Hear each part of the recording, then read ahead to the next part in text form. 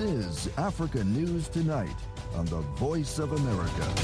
Hello and welcome. Welcome to VOA Africa. Thank you for joining us. I'm Yeheyes Wuhibi in Washington. Here's what's coming up on Africa News Tonight. This points to a political decision rather than a medical decision. I think that they need to get Mr. Zuma out of jail for the elections coming up in 7 weeks' time. That was South African lawyer Natabiseng Dubzana on the release of former President Jacob Zuma on medical parole. Details coming up. Also, Guinea appears to be calm a day after a military coup. These stories and more on Africa News Tonight. We start with our top story. Guinea appears calm today, a day after members of the military took over the government. Yesterday, Army Colonel Mamadi Doumbouya appeared on TV surrounded by other armed soldiers to say the country's borders were closed and that the coup leaders planned to form a transitional government. Idrissa Fall with VOA's French service has been leading coverage on the coup, and he updated my colleague Kate Pound-Dawson on the latest events. He notes that President Alpha Conde, who has been detained, had angered many people in the country when he declared the Constitution's two-term limit for presidents no longer applied and ran for a re-election last year. Guinea yesterday, the elite of the Army Special Forces announced that they arrested President Alpha Conde. They suspended the Constitution. They dissolved the Parliament and the government. And that was yesterday. And in the evening, they decided that they're going to impose a curfew. And this morning, the new guy, leader Mamadi Doumbouya, who is the head of the elite force, called the former ministers to the National Palace and tell them none of them should leave the country and they should better give back all the cars they have from the government. And in the afternoon, what he said is he's going to discuss with the opposition to form a government of national unity. So these are the latest these past 24 hours in Guinea. How are people there responding? How are members of the Ghanaian diaspora responding to these events? I know that a lot of people from the Fulani ethnic who used to be the main opposition people, they were happy, yes, inside or outside. All of them. But for the people from Malenke, they are divided because the guy who did the coup, the Lieutenant Colonel Mamadi Doumbouya, came from the same region as President Alpha Conde he deposed. So the country is a little bit, I don't know, divided, even though I know that now, even this morning, some radio was passing through some new songs to support the new leader of Guinea, but you never know. And we don't know exactly what he's going to do because it just happened yesterday. But people seem happy that they're accusing the former president of forcing his third mandate. Now, what is the status of former President Conde? Where is he? Military said they brought him to a prison camp called Kabongo. And but we don't have nothing more. They say that he's very well treated. He's not sick, he's not ill, and it's what they said. So I think besides African Union and even I heard China is very angry and they reacted very quickly through their foreign minister because all those countries like China, they have a lot of interest in Guinea because of the mines down there, especially cobalt and copper. So people are condemning the African Union, ECOWAS, but I think for Mr. Conde, it's over, is what I think. That was VOA's Idrissa Fall with VOA's French service. He was speaking with my colleague Kate Pound-Dawson. Former South African President Jacob Zuma is to be freed from prison after serving just 2 months of a 15-month sentence for contempt of court. The country's Department of Correctional Services has granted the 79-year-old, who's also due to stand trial soon on multiple corruption charges, medical parole because of ill health. The decision means Zuma will serve the rest of his sentence at his home in KwaZulu-Natal province. He was jailed for defying a constitutional court order to testify at an inquiry investigating graft that happened when he led South Africa between 2009 and 2018. Darren Taylor has more. Zuma's imprisonment in early July sparked riots, looting and destruction in several cities. The chaos caused about 350 deaths, thousands of injuries and arrests, and damage running to billions of rands. President Cyril Ramaphosa blamed the violence on Zuma supporters, calling it an attempted insurrection. Lawyer Nthabiseng Dubuzana says the requirements necessary for an inmate to be given medical parole are clear. We look at firstly whether their medical condition is such that they cannot be functional in a correctional facility. They cannot take care of themselves basically while under correctional supervision, or whether the medical staff at the correctional supervision cannot handle or cannot deal with the kind of illness, terminal or not. And then thirdly, we need to look at whether the offender or the prisoner is likely to reoffend should they be placed under medical parole.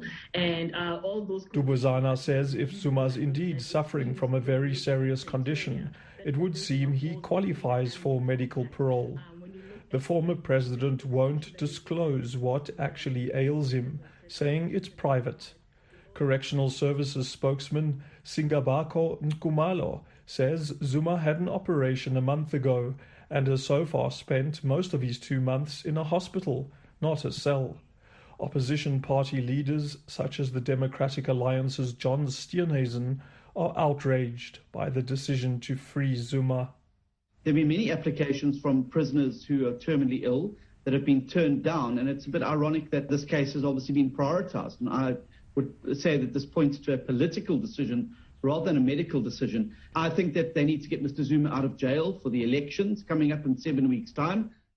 Zuma's support in KwaZulu-Natal remains strong, and he usually wins millions of votes for the ruling African National Congress, or ANC.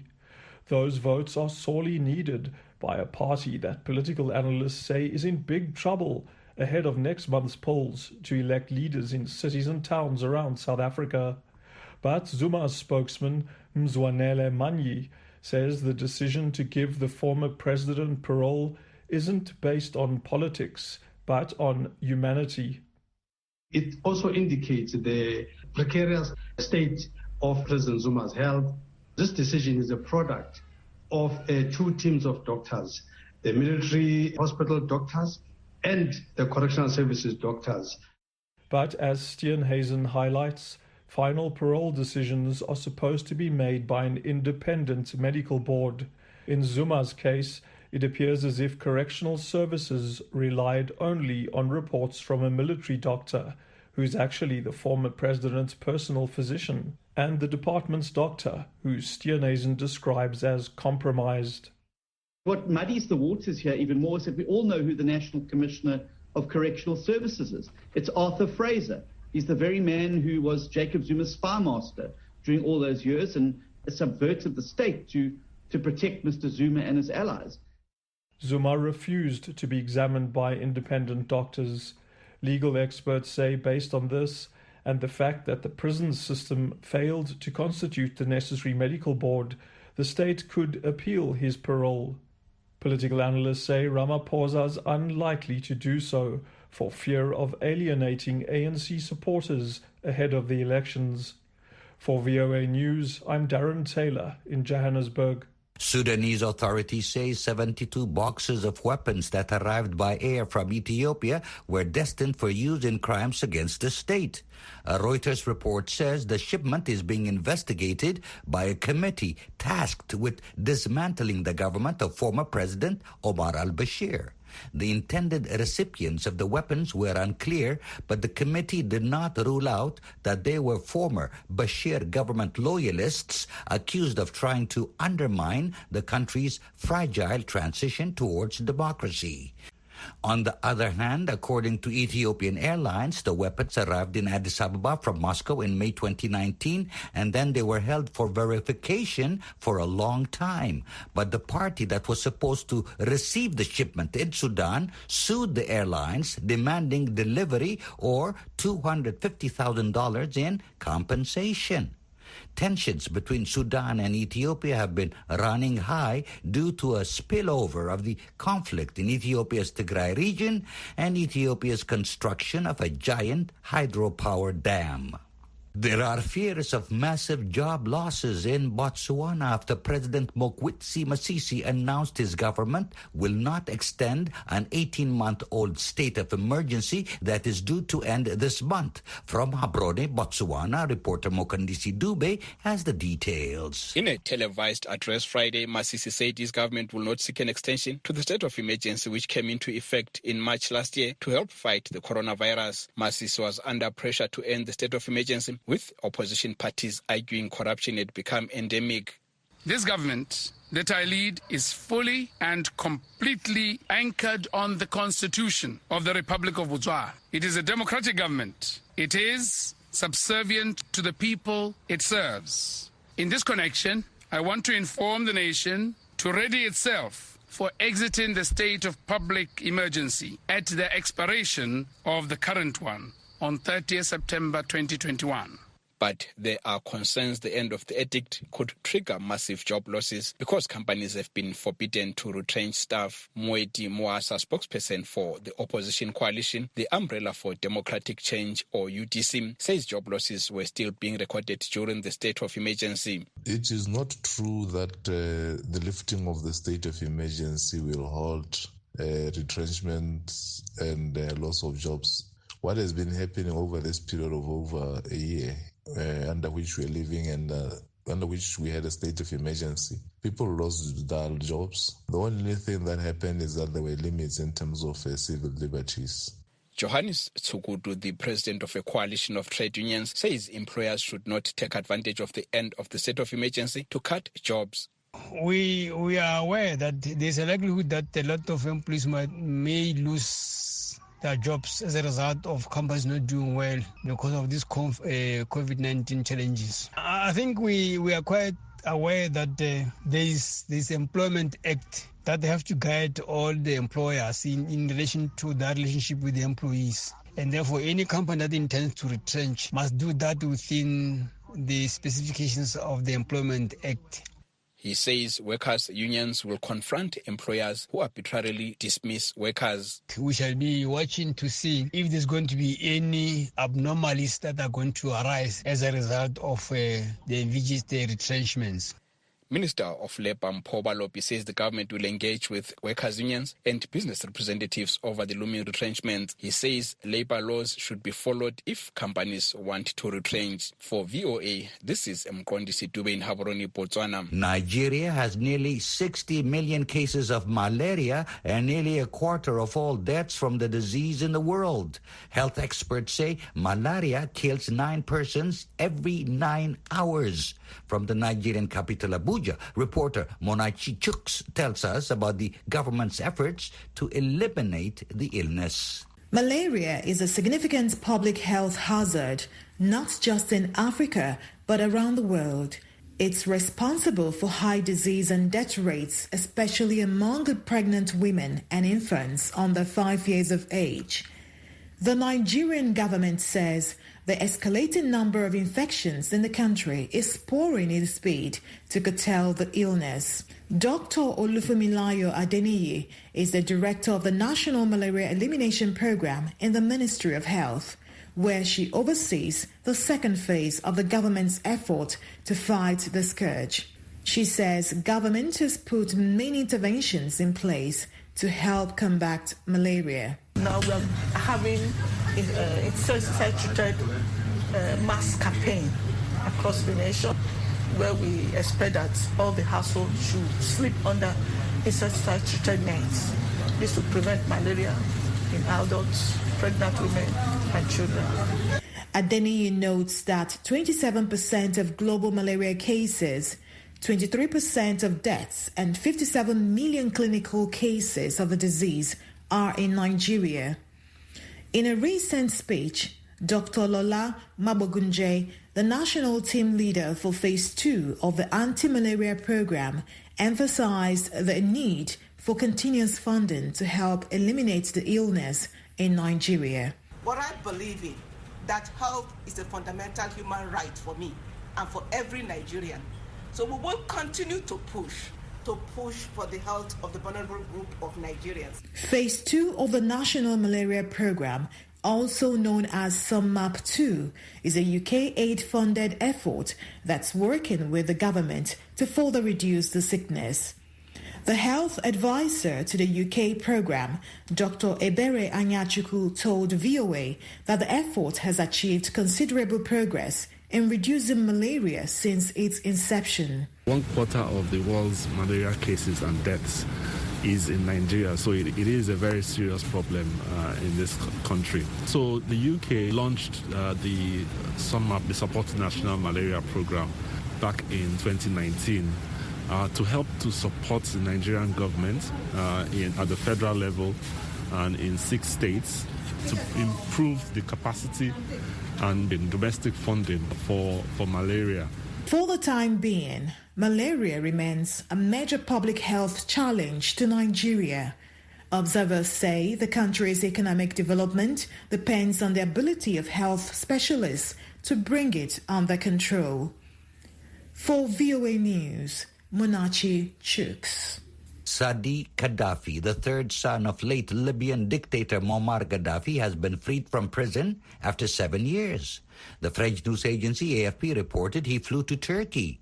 It was in 2011, following the NATO-backed uprising that toppled his father, that Sadi fled to Niger. He was extradited to Libya in 2014. A professional football player, Sadi was held in a Tripoli prison, accused of crimes committed against protesters and of the 2005 killing of Libyan football coach Bashir al-Riyani. On April 2018, the Court of Appeals in Libya acquitted him of Riyani's murder. Zimbabwe is working step by step towards reopening its economy after another raging wave of COVID-19. Recently, authorities announced when schools and universities will open, with an emphasis on vaccination. Reporter Kuzaisa Nawashi has the details. Tapiwa Nashe Chiriga is Secretary General of the Zimbabwe National Students Union, or ZINASU. He explains the situation in tertiary institutions to VOA. The current status is that most institutions are not expressly saying that when they release the new roadmaps as far as the reopening of schools is concerned. But when students get to campus, they end up being barred from accessing campus facilities on the reason that they are not vaccinated. The position is really that most institutions that are not universities have expressly said that they will not accept students back on campus without getting vaccinated. He adds that universities have a different stance. While universities are saying that they are encouraging students to get vaccinated, but when you get to campus, you find out that you are not allowed to access campus facilities if you have not received the second jab. Nelson Muzondo is a student with a local university. He explains how students' rights may be violated.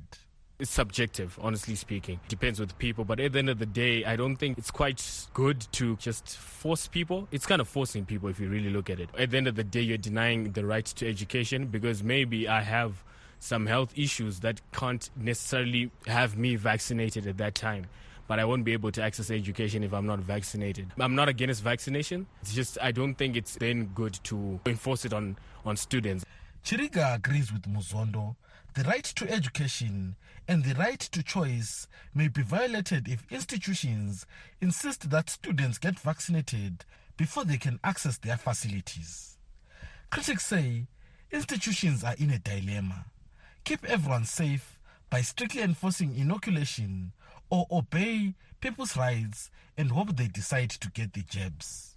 For VOA, This is Kudzai Zinawashe from Harare. The school year in Cameroon starts today with hundreds of schools in the troubled western regions reopening their doors for the first time in 3 to 5 years. Anglophone separatists previously used threats to keep the schools closed, but some rebels for the first time are saying they should be spared from the conflict. Moki Edwin Kinzeka reports from Yaoundé. Cameroon's government said Monday that several hundred schools reopened in its restive English-speaking northwest and southwest regions. Most schools in the regions have been shut down for 3 to 5 years since the start of a separatist conflict to carve out an English-speaking state from Cameroon and its French-speaking majority. Ngida Lawrence Chair is the most senior government official in Kambe, a western district. He says at least half a dozen schools that were sealed by separatists in the 17 villages that make up Nkambe have reopened. The turnout in these schools is so encouraging. Every single village of the subdivision can boast of functioning schools. This time around, our population are more than ever before determined that these schools must go operational. Proof is that the population of these areas, under the leadership of their traditional and religious authorities, came out to clear the school campuses. The government reports that separatists attacked or set fire to more than 200 schools between 2017 and 2019, and nearly all schools in the northwest and southwest regions were shut down. Teachers and school children escaped to safer localities. Capo Daniel is Defense Chief of Staff for the Ambazonian Defense Forces, or the ADF, said to be the largest separatist group in Cameroon. He says ADF has also, for the first time in 5 years, given instructions for schools to reopen. The future independent state of Ambazonia will not be governed by uneducated people. That is why it is very important for us to institute this alternative educational system, even in the middle of our struggle for separation from Cameroon. Capo, however, warned government troops not to set foot on any school campus in the restive regions. He said fighters have been instructed to make sure the national anthem of Cameroon is not sung in English-speaking schools. Capo said any school that fails to respect ADF orders will be closed and their teachers and students will be punished. Asheri Kilo is the Secretary of State to Cameroon's Minister of Education. She says children in areas where fighters still prohibit education should be admitted in schools in safer areas. She says the government will continue to deploy troops to make sure that all Cameroonian children in conflict zones have access to education. You know that we are suffering the problem of insecurity, but while certain places get worse, other places are getting better. And the minister has devised a way of using those teachers who were posted in places that are not exactly safe to go to places that are safe and make up the manpower so as to teach these children. There was no immediate word Monday on how many students in the northwest and southwest regions had returned to school. For some, it will be the first time in class since 2016. Moki Edwin Kinzeka for VOA News, Yaoundé, Cameroon. And that wraps up this edition of African News Tonight. I'm Yeheyes Wuhib in Washington. For all the latest developments on the continent 24/7, visit our website at voanews.com. On behalf of our producer, Mokbilia Baro, thank you again for tuning in and choosing the Voice of America.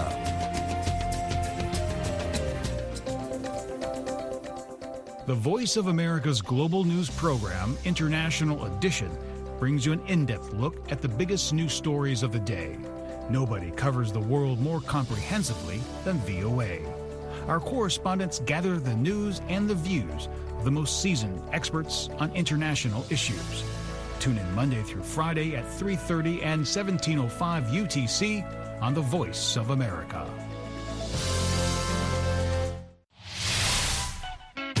VOA brings you the best in African music on the African Beat.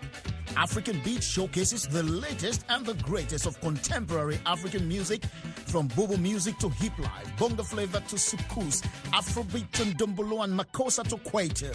The African Beat on VOA has it all.